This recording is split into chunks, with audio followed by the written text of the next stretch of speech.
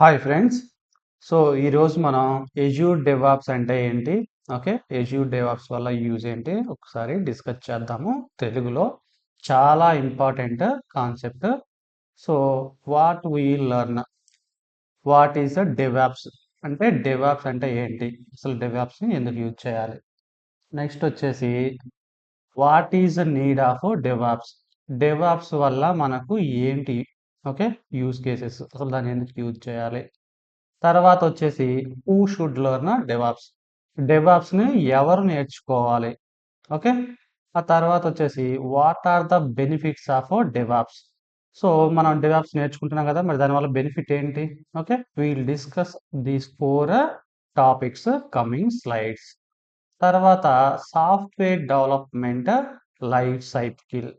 So ఈ Azure డెవాప్స్లో first మనకు కావాల్సింది ఏంటంటే ప్లానింగ్ అనమాట. మనకు ఒక ప్రాజెక్ట్ వచ్చింది.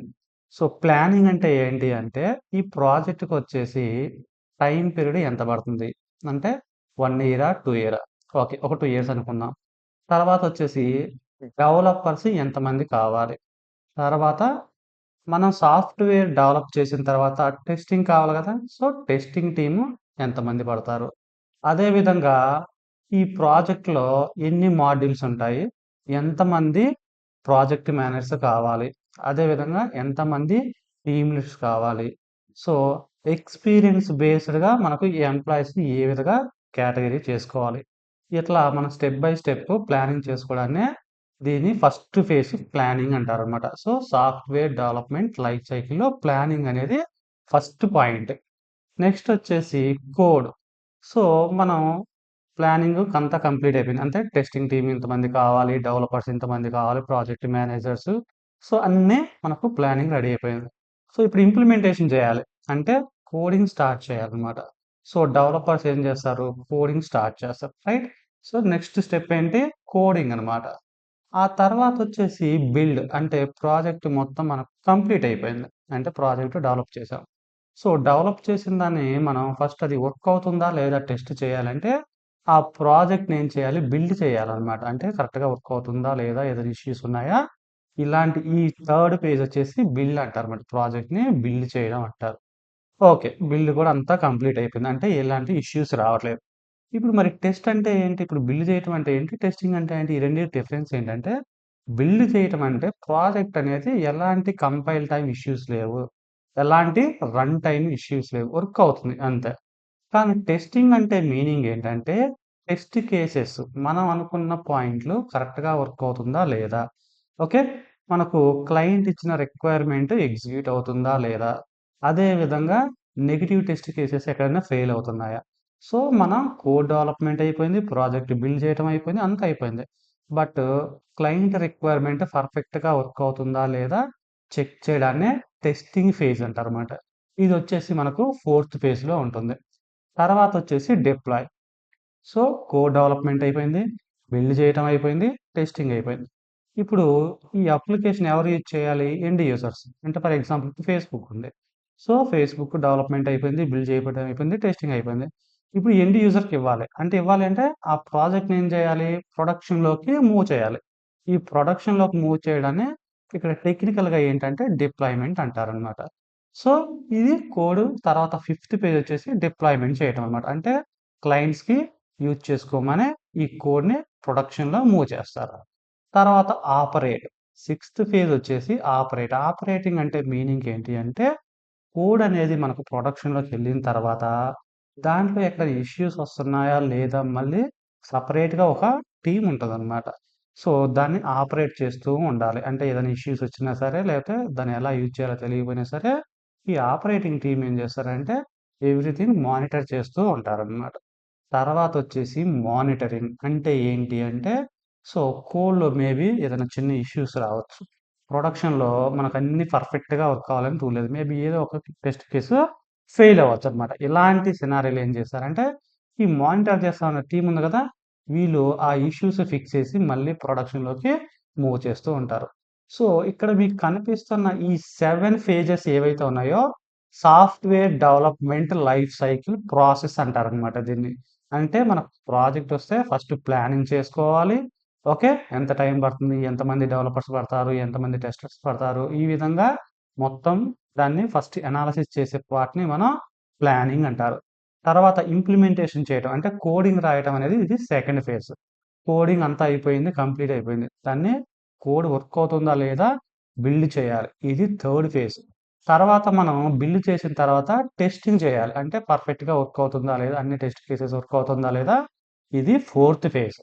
తర్వాత మొత్తం డిప్లాయ్‌మెంట్ చేయాలి. ప్రొడక్ట్ ఏదైతే ఉందో ఇది క్లయింట్‌కి ఇవ్వాలి గదా! దీన్ని డిప్లాయ్‌మెంట్ ఫేజ్. ఫిఫ్త్ ఫేజ్ వచ్చేసి డిప్లాయ్‌మెంట్. ఆ తర్వాత వచ్చేసి ఆపరేటర్ అండ్ మానిటర్. సో, ఈ 7 ఫేజెస్ వచ్చేసి సాఫ్ట్‌వేర్ డెవలప్‌మెంట్ లైఫ్ సైకిల్ అంటారనమాట. నెక్స్ట్ వచ్చేసి ఎజ్యూర్ డెవాప్స్ ప్రాసెస్. సో, మనకి ఈ ఎజ్యూర్ రాకముందు మనకు ప్రాసెస్ ఎలా ఉండేది? ఎజ్యూర్ వచ్చిన తర్వాత ప్రాసెస్ ఎలా ఉండేది? ఎజ్యూర్ రాకముందు ఏంటంటే మనకు అంతా ప్రొడక్షన్‌లో కోడ్ మూవ్ చేయడం ఇయన్నీ మాన్యువల్‌గా ఉండేయన్నమాట. సర్వర్స్ మెయింటైన్ చేయడం గానీ, ఓకే. టెస్టర్స్ టెస్ట్ చేయటము, డెవలపర్స్ కోడ్ పుష్ చేయడం ఇది ప్రతిదీ వచ్చేసి మాన్యువల్‌గా ఆపరేట్ చేసేవాళ్ళం. ఇప్పుడు ఈ అజూర్ డెవాప్స్ ఏమవుతుంది అంటే, మనం ఏవైతే డిస్కస్ చేసామో ప్లానింగు ఓకే. ఫస్ట్ ప్లాన్ చేయటం. ఆ తర్వాత కోడ్, తర్వాత build. So, test phase and then release. తర్వాత డిప్లాయ్, ఆపరేట్, మానిటర్. ఈ ఫేజ్ అనేది మళ్ళీ రిపీట్ అవుతూ ఉంటది. ఎందుకు రిపీట్ అవుతది? మళ్ళీ ప్లానింగ్ చేయాల్సిన అవసరం ఏంటి దీనివల్ల? ఆల్రెడీ ప్రొడక్షన్‌కెళ్ళిపోయింది గదా! అని మీకో డౌట్ రావచ్చు. సో, మళ్ళీ ప్లానింగ్ ఏంటి అంటే మీనింగు ఆల్రెడీ ప్రొడక్షన్‌లో ఉన్న కోడ్ ఏదైతే ఉంటదో దానికి ఎన్హాన్స్‌మెంట్స్ వస్తాయన్నమాట. అంటే మళ్ళీ కొత్త స్క్రీన్స్. సేమ్ ప్రాజెక్ట్‌లోనే న్యూ ఫీచర్స్ యాడ్ చేయటం. బెస్ట్ ఎగ్జాంపుల్ ఏంటంటే మనం ఒక మొబైల్ తీసుకున్నాం. ఈ మొబైల్‌లో మనకు కొన్ని యాప్స్ ఉంటాయన్నమాట. ఇప్పుడు వాట్సాప్ గాని, ఫేస్‌బుక్ గాని ఇలా యాప్స్ ఉన్నాయి గదా! సో, వాటికి కొత్త ఫీచర్స్ యాడ్ అవుతుంటాయి చూసారా? వాటిని ఎన్హాన్స్‌మెంట్స్ అంటారు. సేమ్ అదే విధంగా రియల్ టైమ్‌లో గూడా మనం చేసిన ప్రాజెక్ట్ డిప్లాయ్ అయిపోయిన తర్వాత మళ్ళీ కొత్త ఫీచర్స్ యాడ్ చేస్తూ ఉంటారన్నమాట. సో, ఏ ఫీచర్ యాడ్ చేయాలన్నా సరే మళ్ళీ దానికి ప్లానింగ్ కావాలి, కోడ్ కావాలి, తర్వాత బిల్డ్ చేయాలి. మళ్ళీ అది పర్ఫెక్ట్‌గా వర్క్ అవుతుందా లేదా టెస్టింగ్ చేయాలి. సో, ఈ ప్రాసెస్ రిపీట్ అవుతూ ఉంటదనమాట. దీన్ని ఎజ్యూర్ డెవాప్స్ ప్రాసెస్ అంటారు. ఓకే. సో, ఈ ఎజ్యూర్ డెవాప్స్‌లో మీరు ఈ ఇమేజెస్ అబ్జర్వ్ చేశారంటే ఎజ్యూర్ బోర్డ్స్ అని, ఓకే. ఎజ్యూర్ రిపాజిటరీస్ అని, ఎజ్యూర్ పైప్‌లైన్స్ అదే విధంగా Azure artefacts, Azure text plans. ఏంటి ఈ ఫేజెస్ ఏంటి అసలు ఈ కనిపించే సర్కిల్స్ ఏంటి మీనింగ్ అంటే వీటిని ఎజ్యూర్ సర్వీసెస్ అంటారనమాట. ఎజ్యూర్‌లో మనకు these 5 types of services available ఉన్నాయి. సో, ఇవి వచ్చేసి తర్వాత వీడియోలో డిస్కస్ చేద్దాము. ఒకే వీడియోలో వీటిని మొత్తం ఎక్స్‌ప్లెయిన్ చేసినా కన్‌ఫ్యూజ్ అయిపోతారు. You don't worry about Azure services. So, ఈ ఎజ్యూర్ బోర్డ్స్ అంటే ఏంటి? ఎజ్యూర్ రిపాజిటరీ అంటే ఏంటో ఇవి నెక్స్ట్ వీడియోలో డిస్కస్ చేద్దాం. ఓకే. సో, ఇప్పుడు మీకొచ్చేసి ఎజ్యూర్ డెవాప్స్ ప్రాసెస్. ఇది ఈ ప్లానింగు, కోడు, బిల్డ్ చేయటము, టెస్టింగ్ అనేది ఈ ప్రాసెస్ కంటిన్యూయస్‌గా రిపీట్ అవుతూ ఉంటది. దీన్నే CI okay. Continuous integration and CD continuous development అంటారనమాట. టెక్నికల్ వర్డ్స్‌లో. ఓకే. సో, ఈ ఎజ్యూర్ డెవాప్స్ వల్ల మనకి యూజ్ ఏంటంటే, ఈ కోడ్ అనేది ఎజ్యూర్ డెవాప్స్‌లో డిప్లాయ్ చేసిన తర్వాత దీన్ని మనం మెయింటైన్ చేయాల్సిన అవసరం లేదు. మనకు ఎజ్యూర్ ఎవరు డెవలప్ చేశారు? Microsoft company. సో, మనం డిప్లాయ్ చేసిన తర్వాత ఈ మైక్రోసాఫ్ట్ కంపెనీయే టేక్ కేర్ చేసుకుంటదనమాట ఎవ్రీథింగ్. సో, సర్వర్స్‌ని గాని ఏదైనా సరే మొత్తం వాళ్ళే టేక్ కేర్ చేసుకుంటారు. ఇక మనమైతే రిలాక్స్‌గా ఉండిపోవటం. కోడ్ డిప్లాయ్ చేసాము, వదిలేయటం. అంతే. అంతకు మించి మనం ఏ టెన్షన్ పడాల్సిన అవసరం లేదు. సో, ఎవ్రీథింగ్ ఈస్ ఆటోమేటెడ్ అనమాట. సో, మనం కోడ్ ప్రొడక్షన్‌లోకి మూవ్ చేయాలన్నా, ఒక కోడ్ జస్ట్ ఈ ఎజ్యూర్ రిపాజిటరీలో కోడ్ పుష్ చేసేసారు. ఆటోమేటిక్‌గా అదే బిల్డ్ చేసేసుకుంటది. అదే కోడ్ అనేది బిల్డ్ చేసుకుంటదనమాట. ఇది మొత్తం మనకు ఆటోమేటెడ్ అయిపోయింది. అంటే మాన్యువల్‌గా చేయకుండా సో, ఎవ్రీథింగ్ ఈస్ ఆటోమేటెడ్. అది చాలా మనకు రియల్ టైమ్‌లో యూజ్‌ఫుల్ కేస్ అనమాట. అందుకని ఇప్పుడు రియల్ టైమ్‌లో ఎక్కువగా యూజ్ చేసేదంటే ఎజ్యూర్ డెవాప్స్ అనమాట. So, we have to learn the Azure DevOps. Next Azure DevOps. So, అసలు ఈ ఎజ్యూర్ డెవాప్స్ అంటే మీనింగ్ ఏంటి? ఇక్కడ మీరు చూసారంటే development plus operation equal to DevOps. అంటే ఏంటి అంటే meaning development team plus testing team అదే విధంగా మనకి ఎవరైతే రిక్వైర్మెంట్ ఇస్తారో రిక్వైర్మెంట్ ఇచ్చే టీమ్ అందరూ కలిపి వర్క్ చేయడాన్నే దీన్ని ఎజ్యూర్ డెవాప్స్ ప్రాసెస్ అంటారన్నమాట. అందరూ ఒకే చోట కూర్చొని రిక్వైర్మెంట్ గ్యాదర్ చేసుకొని వర్క్ చేయడాన్నే ఎజ్యూర్ డెవాప్స్ అంటారు. సో, మీకు ఈ ఎజ్యూర్ డెవాప్స్ అనే ఏదైతే ఉందో టెక్నికల్‌గా దాని గురించి ఒకసారి ఎక్స్‌ప్లెయిన్ చేస్తాను. Azure DevOps support A collaborative culture and set of process that brings together developers, project managers and contributors to develop software. So, దీని మీనింగ్ ఏంటి అంటే, ఈ ఎజ్యూర్ డెవాప్స్ అయితే ఏదైతే ఉందో, కొలాబరేటివ్ కల్చర్ అంటే ఏంటి అంటే మీనింగ్ అందరూ కలిసి వర్క్ చేయాలి. సో, డెవలపర్సు, టెస్టింగ్ టీము, మేనేజర్స్ అందరూ కలిసి కూర్చొని ఒకే ప్లేస్‌లో ఫస్ట్ రిక్వైర్మెంట్ గురించి డిస్కషన్ చేయాలన్నమాట. ఎందుకంటే, మనకు రిక్వైర్మెంట్ కరెక్ట్‌గా లేదనుకోండి, ప్రొడక్టివిటీ పర్ఫెక్ట్‌గా రాదన్నమాట. డిలే అవుతా ఉంటది. నెక్స్ట్ డే మనకు స్క్రమ్ కాల్‌లో ఏంటంటే, ఇదెందుకు డిలే అయిందంటే, దీని మీద మాకు క్లారిటీ లేదు. అందుకని ఈ వర్క్ చేయలేదు అంటాము.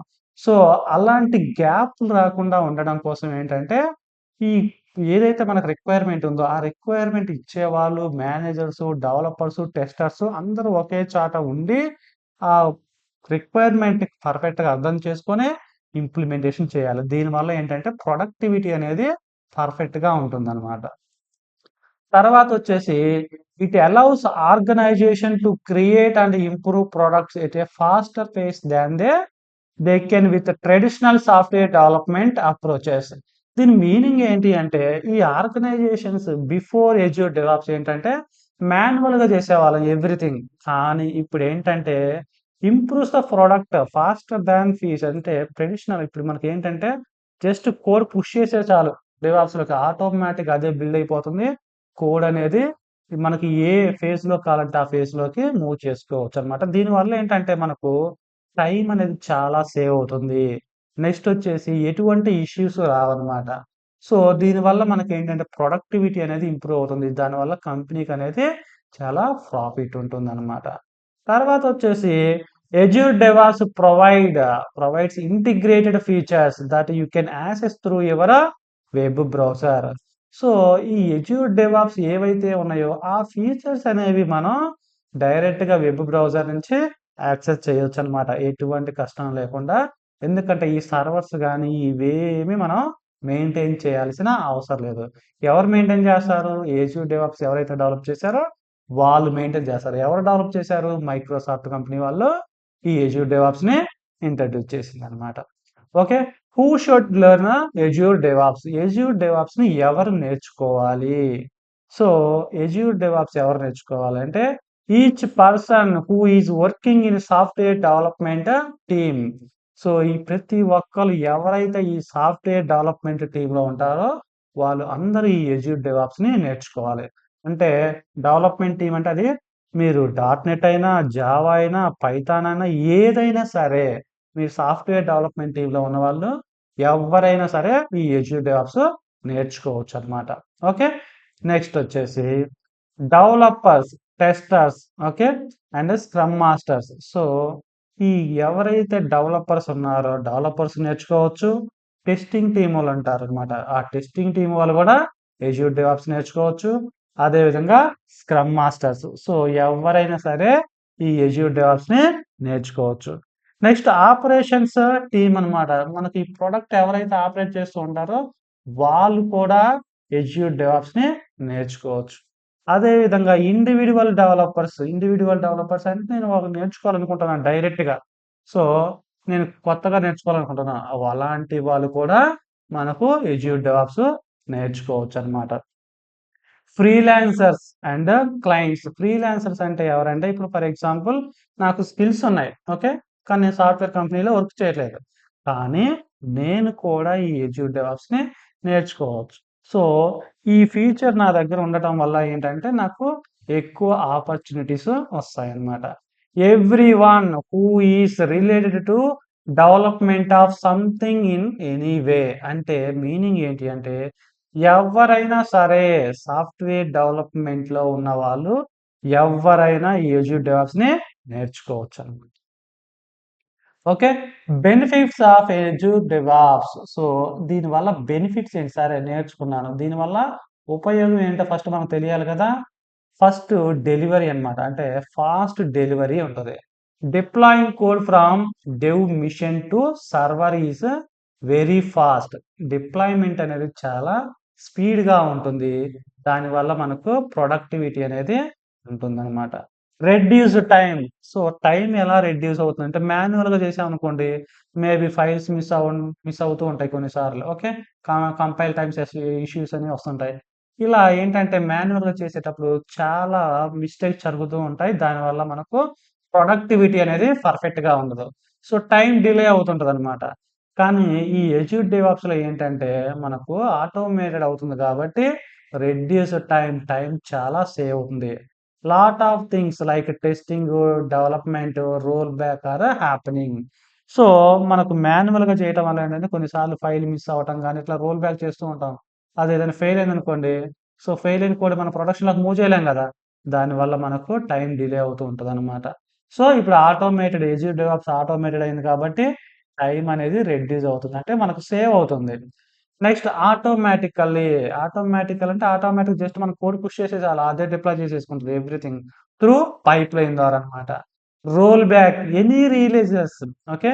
Any releases which you think should not get to end customers because of any reasons. You can roll back easily. For example మనం కోడ్‌ని పుష్ చేసాం.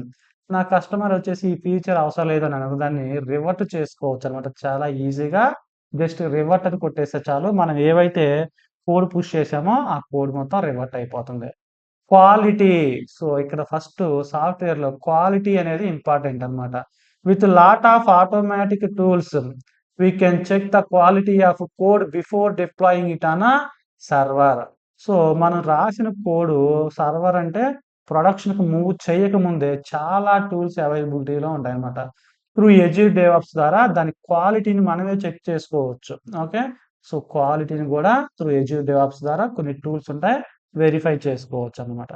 Collaboration. All the teams work together in order to build a great product.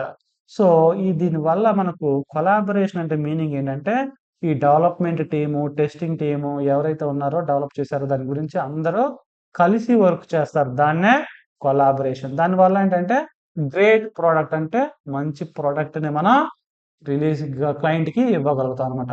So, ఇవన్నీ మనకు Azure డెవాప్స్‌లో benefits అన్నమాట. Next వచ్చేసి we have a other benefits. Every commit is treated as a final delivery. మనం ఈ Azure డెవాప్స్‌లో code move చేస్తున్నాం కదా! So, ఏదైతే మనం కోడ్ కమిట్ చేసామో అదే ఫైనల్ ఇక. Okay. We can treat it as a final commit. Next వచ్చేసి ఈజీ టు యూజ్. కోడ్ మనం పుష్ చేయడం చాలా ఈజీ అన్నమాట. జస్ట్ కమిట్ అనే ఒక కమాండ్ ద్వారా కోడ్ అనేది ఎజ్యూర్ డెవాప్స్‌లోకి మన కోడ్‌ని పుష్ చేయొచ్చు. నో మెయింటెనెన్స్ అంటే మనం సెపరేట్‌గా సర్వర్స్‌ని మెయింటైన్ చేయాల్సిన అవసరం లేదు. The servers is maintained by the Microsoft company. తర్వాత వచ్చేసి యూజ్ ఏంటంటే reliable and then final is secure. So, మనం రాసిన కోడ్ ఏదైతే ఉందో, బిల్డ్ చేసిన కోడ్ అయితే ఉందో, ఈ ఎజ్యూర్ డెవాప్స్‌లో ఉండటం వల్ల చాలా సెక్యూర్‌గా ఉంటుంది. దాన్ని ఎవరు మానిటర్ చేశారంటే మైక్రోసాఫ్ట్ కంపెనీ వాళ్ళనమాట. So, these are the benefits of Azure DevOps. Next వీడియోలో మనం ఎజ్యూర్ సర్వీసెస్ అంటే ఏంటి? వాటి వల్ల యూజ్ ఏంటో డిస్కస్ చేద్దాం. Okay friends, thanks for watching the video. Have a nice day. Please subscribe our channel.